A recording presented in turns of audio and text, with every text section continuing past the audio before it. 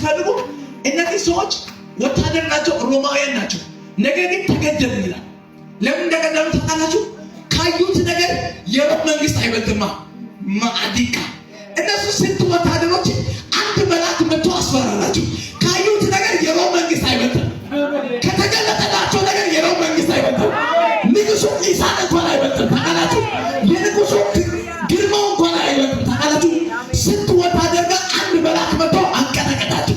ዛሬ በጌታ በኢየሱስ እኔ አበሳለ እኔ በሪ ነኝ ባለበት ቦታ ላይ የእግዚአብሔር ቀን ይገለጥላቸዋል። እነዚህ ሰዎች መጡ ማለት ነው። ኢየሱስ ተነስቷል። ከሐዋርያት ቀድሞ የመሰከሩት እነሱ ናቸው። የለም አሉ። መቃብርን ፈንቅሎ ተነስቷል። ከዛ እነዚህ ሰዎች በቃ ከተነሱ በቃ ወንጌል ይሰራቃል ብሎ እነሱ ሰይሟቸው። እንዴት ይሰራል? ኢየሱስ ነው ተነስቷል።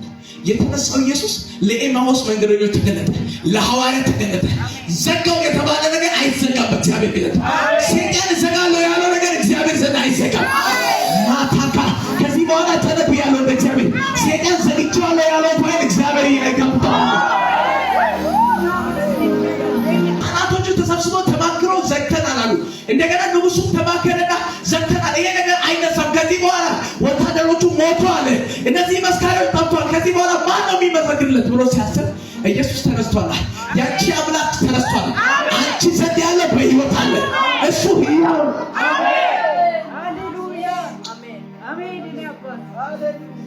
ቤራቶ ሳካት